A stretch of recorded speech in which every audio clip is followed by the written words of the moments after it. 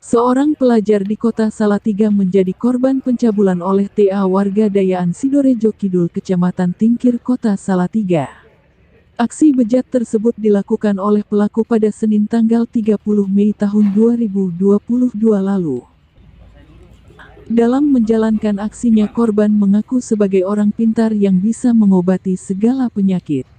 Kapolres Salatiga, AKBP Indra Mardiana didampingi Kasat Reskrim AKP Nanung Nugroho Indaryanto dan Kasih Humas Ibtu Henry Wityorini.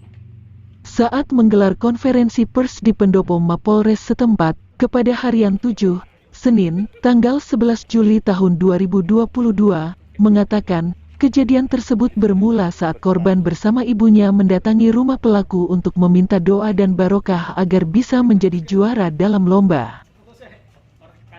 Oleh pelaku, korban disuruh masuk kamar dan diminta membuka baju hingga telanjang dan disuruh memakai sarung. Saat itu korban meminta agar ditemani oleh ibunya, namun oleh pelaku permintaan tersebut ditolak, kata Kapolres. Kemudian korban disuruh tidur telentang dan memejamkan mata. Lalu oleh pelaku sarung yang dikenakan korban ditarik hingga korban telanjang. Setelah itu pelaku melakukan tindak pidana persetubuhan dan atau perbuatan cabul terhadap korban lebih kurang 2 menit, ungkap Kapolres.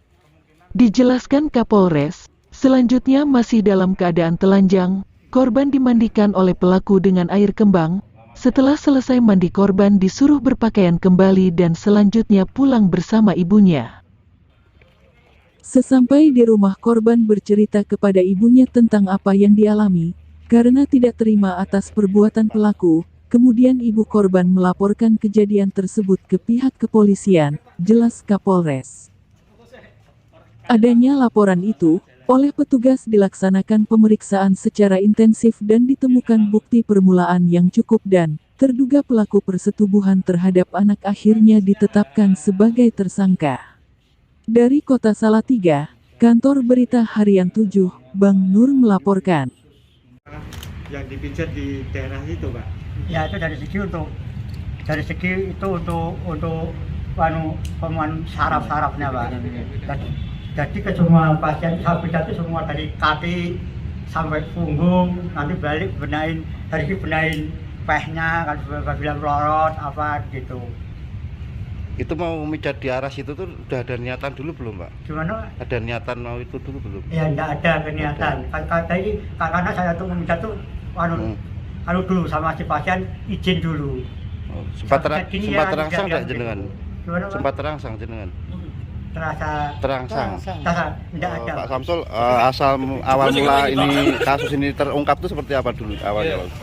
Posisi LBH kemarin itu awalnya kita mendapat pengaduan dari orang tua ya, dan dari pengaduan itu kemudian kami bawa perkara itu ke Polda. Selang beberapa waktu setelah kami lakukan proses gelar perkara di Polda, kemudian juga dilakukan visum di Rumah Sakit Bayangkara Polda, dan beberapa hari setelah itu kita mendapat informasi bahwa kasus itu dibawa dilimpahkan ke Polres Salatiga. Nah, ketika ada pemeriksaan kembali di Salatiga, kami datang juga ke sini dan mendapatkan informasi bahwa proses itu kemudian dijalankan secara lebih serius. Jadi yang pertama ingin saya sampaikan ke teman-teman semua bahwa atas nama Lembaga Perlindungan Anak Indonesia atau LPAI Jawa Tengah mengapresiasi dengan ketegasan dan kecepatan dari apa yang dilakukan oleh Polres Salatiga, yang pada hari ini kita sudah melihat semuanya proses itu berjalan dengan baik. Yang kedua, tentu kita tidak akan hanya fokus pada tersangka ya, kami juga akan melakukan upaya pendampingan terhadap korban.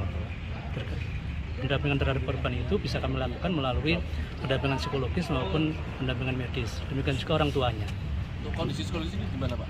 Ya, sampai hari ini anak korban dari beberapa kali kami bertemu itu dia cukup banyak diam ya. Trauma. Ya, diam. Kalau traumanya kita belum tahu ya, tapi banyak diam. Kalau dari segi medis? Kalau dari sisi medis yang mungkin bisa ditanyakan ke Polres, intinya dari sisi medis kita melihat bahwa ada proses visum yang sudah dijalani oleh anak itu. Ada kerusakan itu, apa enggak?